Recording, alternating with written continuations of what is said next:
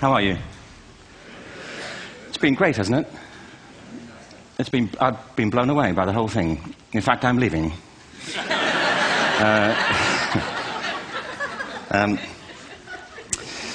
There have been three themes, haven't there, running through the conference, which are relevant to what I want to talk about. One is the extraordinary evidence of human creativity in all of the presentations that we've had and in all the people here. Just the variety of it and the range of it. The second is that it's put us in a place where we have no idea what's going to happen in terms of the future. No idea how this may play out. I have an interest in education. Actually, what I find is everybody has an interest in education. Don't you? I find this very interesting. If you're at a dinner party and you say you work in education, actually, you're not often at dinner parties, frankly, if you work in education, you're not asked, and you're never asked back, curiously. That's I think that strikes me. But if you are, and you say to somebody, they say, what do you do? And you say, you work in education, you can see the blood run from their face. They think, oh my God, why me? It's my one night out all week. But if you ask people about their education, they pin you to the wall. Because it's one of those things that goes deep with people. Am I right? Like religion and money and other things. So I have a big interest in education, and I think we all do. We have a huge vested interest in it, partly because it's education that's meant to take us into this future that we can't grasp. If you think of it, children starting school this year will be retiring in 2065. Nobody has a clue, despite all the expertise that's been on parade for the past 4 days, what the world will look like in 5 years' time. And yet we're meant to be educating them for it. So the unpredictability, I think, is extraordinary. And the third part of this is that we've all agreed, nonetheless, on the really extraordinary capacities that children have, their capacities for innovation. I mean, Serena last night was a marvel, wasn't she? Just seeing what she could do. And she's exceptional, but I think she's not, so to speak, exceptional in the whole of childhood. What you have there is a person of extraordinary dedication who found a talent. And my contention is all kids have tremendous talents, and we squander them pretty ruthlessly. So I want to talk about education, and I want to talk about creativity. My contention is that creativity now is as important in education as literacy, and we should treat it with the same status. Thank you.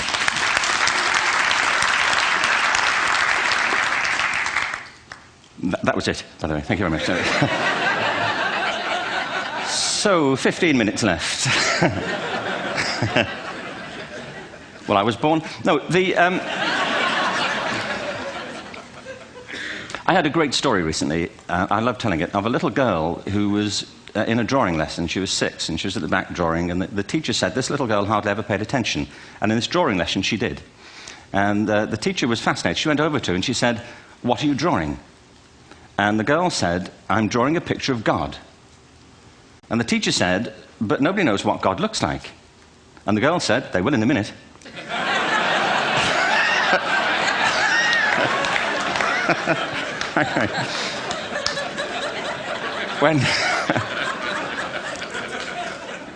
When my son was 4 in England, actually he was 4 everywhere, to be honest. I mean, if we're being strict about it, wherever he went, he was 4 that year. But he was in the Nativity play. Do you remember the story? No, it was big. It was a big story. Mel Gibson did the sequel. You may have seen it. I don't know. It was Nativity 2. But James got the part of Joseph, which we were thrilled about. We consider this to be one of the lead parts. We had the place crammed full of agents and T-shirts, James Robinson is Joseph. He didn't have to speak, but do you know the bit where the 3 kings come in? They come in bearing gifts, and they bring gold, frankincense, and myrrh. This really happened. We were sitting there, and they, I think, just went out of sequence.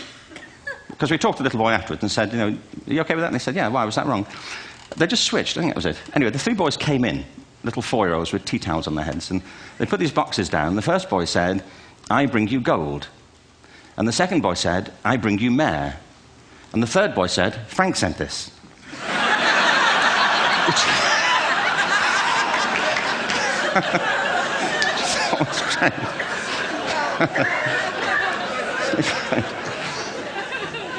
What these things have in common, you see, is that kids will take a chance. You know, if they don't know, they'll have a go. Am I right? They're not frightened of being wrong. Now, I don't mean to say that being wrong is the same thing as being creative. What we do know is, if you're not prepared to be wrong, you'll never come up with anything original. If you're not prepared to be wrong. And by the time they get to be adults, most kids have lost that capacity. They have become frightened of being wrong. And we run our companies this, by the way. We stigmatize mistakes. And we're now running national education systems where mistakes are the worst thing you can make. And the result is that we are educating people out of their creative capacities. Picasso once said this. He said that all children are born artists. The problem is to remain an artist as we grow up. I believe this passionately, that we don't grow into creativity, we grow out of it. Or rather, we get educated out of it. So why is this? I lived in Stratford-on-Avon until about 5 years ago. In fact, we moved from Stratford to Los Angeles. So you can imagine what a seamless transition, this was from LA. Actually, we lived in a place called Snitterfield, just outside Stratford, which is where Shakespeare's father was born. Are you struck by a new thought? I was. You don't think of Shakespeare having a father, do you? Do you? Because you don't think of Shakespeare being a child. Do you? Shakespeare being 7. I never thought of it. I mean, he was 7 at some point. He was in somebody's English class, wasn't he? Do you understand? Really?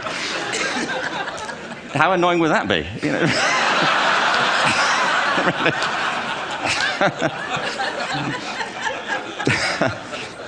Must try harder. Being sent to bed by his dad, to Shakespeare, go to bed now, to William Shakespeare, and put the pencil down, and stop speaking like that. It's confusing everybody.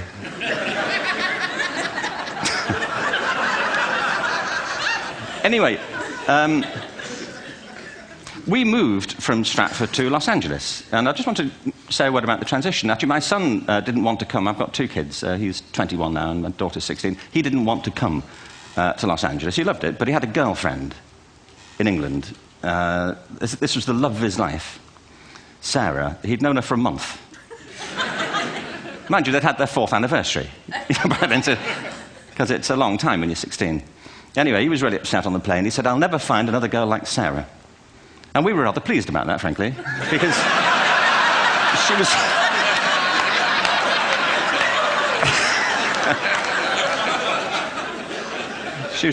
was the main reason we were leaving the country.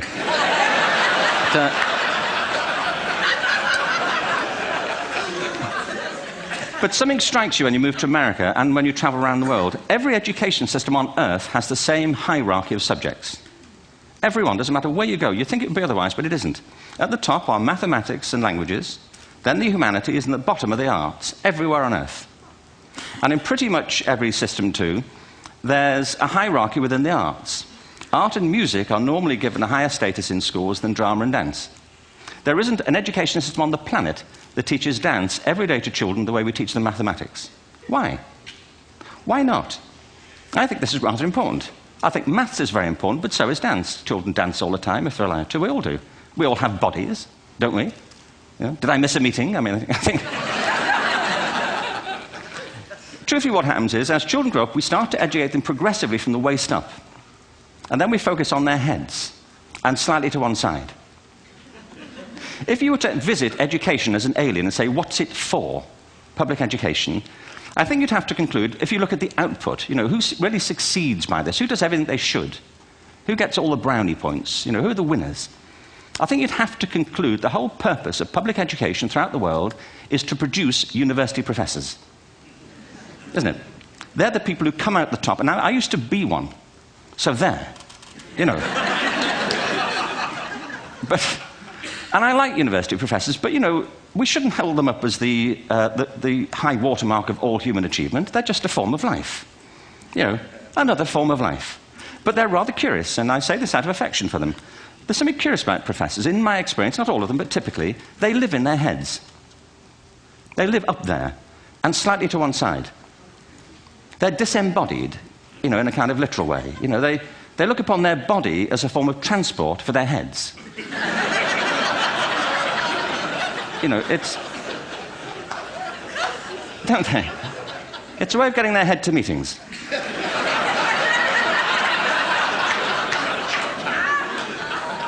If you want real evidence of out-of-body experiences, by the way, get yourself along to a residential conference for senior academics and pop into the discotheque on the final night. And there you will see it. Grown men and women writhing uncontrollably off the beat. Waiting to it ends so they can go home and write a paper about it. Now, our education system is predicated on the idea of academic ability. And there's a reason. The whole system was invented around the world. There were no public systems of education really before the 19th century. They all came into being to meet the needs of industrialism. So the hierarchy is rooted on two ideas. Number one, that the most useful subjects for work are at the top. So you were probably steered benignly away from things at school when you were a kid, things you liked, on the ground you would never get a job doing that. Is that right? Don't do music, you're not going to be a musician. Don't do art, you won't be an artist. Benign advice, now profoundly mistaken. The whole world is engulfed in a revolution. And the second is academic ability, which has really come to dominate our view of intelligence because the universities designed the system in their image. If you think of it, the whole system of public education around the world is a protracted process of university entrance. And the consequence is that many highly talented, brilliant, creative people think they're not, because the thing they were good at school wasn't valued or was actually stigmatized. And I think we can't afford to go on that way. In the next 30 years, according to UNESCO, more people worldwide will be graduating through education than since the beginning of history. More people. And it's the combination of all the things we've talked about, technology and its transformational effect on work, and demography and the huge explosion in population. Suddenly, degrees aren't worth anything. Isn't that true? When I was a student, if you had a degree, you had a job. If you didn't have a job, it's because you didn't want one. And I didn't want one, frankly. So, but now, kids with degrees are often heading home to carry on playing video games. Because you need an MA, where the previous job required a BA, and now you need a PhD for the other. It's a process of academic inflation, and it indicates the whole structure of education is shifting beneath our feet. We need to radically rethink our view of intelligence. We know three things about intelligence. One, it's diverse. We think about the world in all the ways that we experience it. We think visually, we think in sound, we think kinesthetically, we think in abstract terms, we think in movement. Secondly, intelligence is dynamic. If you look at the interactions of a human brain, as we heard yesterday from a number of presentations, intelligence is wonderfully interactive. The brain isn't divided into compartments. In fact, creativity, which I define as the process of having original ideas that have value, more often than not, comes about through the interaction of different disciplinary ways of seeing things. The brain is intentionally... By the way, there's a shaft of nerves that joins the two halves of the brain called the corpus callosum. It's thicker in women. Following on from Helen yesterday, I think this is probably why women are better at multitasking. Because you are. Aren't you? There's a raft of research, but I know it from my personal life. If my wife is cooking a meal at home, which is not often, thankfully, but, if she's doing... she's good at some things. But if she's cooking, she's dealing with people on the phone, she's talking to the kids, she's painting the ceiling, she's doing open-heart surgery over here. If I'm cooking, the door is shut, the kids are out, the phone's on the hook. If she comes in, I get annoyed. I say, Terry, please, I'm trying to fry an egg in here. Really.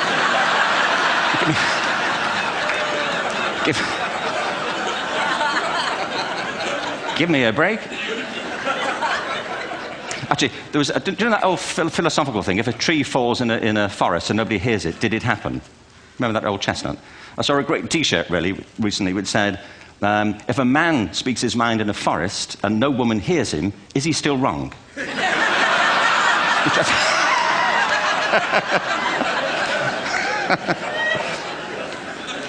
And the third thing about intelligence is it's distinct. I'm doing a new book at the moment called Epiphany, which is based on a series of interviews with people about how they discovered their talent. I'm fascinated by how people got to be there. It's really prompted by a conversation I had with a wonderful woman who most people have never heard of. She's called Gillian Lynn. Have you heard of her? Some have. She's a choreographer, and everybody knows her work. She did Cats. and Phantom of the Opera. She's wonderful. I used to be on the board of the Royal Ballet in England, as you can see. And anyway, Jill and I had lunch one day. I said, how'd you get to be a dancer? And she said it was interesting. When she was at school, she was really hopeless. And the school in the 30s wrote to her parents and said, we think Gillian has a learning disorder. She couldn't concentrate, she was fidgeting. I think now they'd say she had ADHD. Wouldn't you? But this was the 1930s, and ADHD hadn't been invented, at this point, so it wasn't an available condition. people weren't aware they could have that. Anyway, she went to see this specialist. So this oak-panelled room, and she was there with her mother, and she was led and sat on this chair at the end, and she sat on her hands for 20 minutes while this man talked to her mother about all the problems Gillian was having at school. And at the end of it, because she was disturbing people, her homework was always late and so on, little kid of 8, in the end, the doctor went and sat next to Gillian and said, Gillian, I've listened to all these things that your mother's told me. I need to speak to her privately.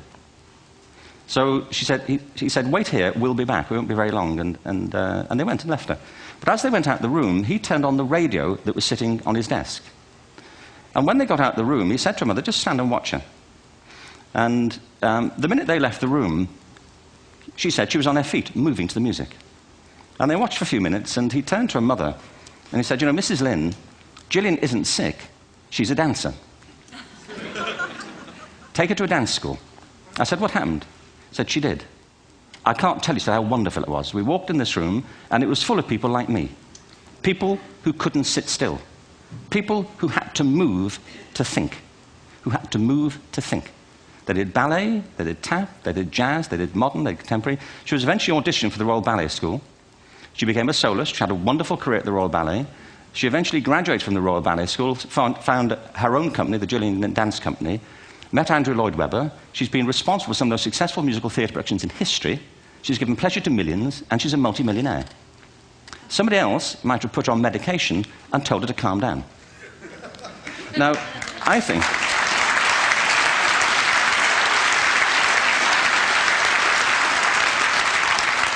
What I think it comes to is this. Al Gore spoke the other night about ecology and the revolution that was triggered by Rachel Carson. I believe our only hope for the future is to adopt a new conception of human ecology, one in which we start to reconstitute our conception of the richness of human capacity. Our education system has mined our minds in the way that we've strip-mined the earth for a particular commodity, and for the future, it won't serve us. We have to rethink the fundamental principles on which we're educating our children. There was a wonderful quote by Jonas Salk, who said, if all the insects were to disappear from the earth, within 50 years, all life on earth would end. If all human beings disappeared from the earth, within 50 years, all forms of life would flourish. And he's right. What TED celebrates is the gift of the human imagination. We have to be careful now that we use this gift wisely and that we avert some of the scenarios that we've talked about. And the only way we'll do it is by seeing our creative capacities for the richness they are and seeing our children for the hope that they are. And our task is to educate their whole being so they can face this future. By the way, we may not see this future, but they will. And our job is to help them make something of it. Thank you very much. Bravo. We're here. Thanks.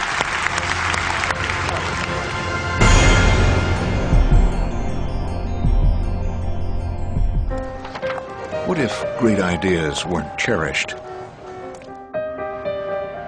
What if they carried no importance? Or held no value?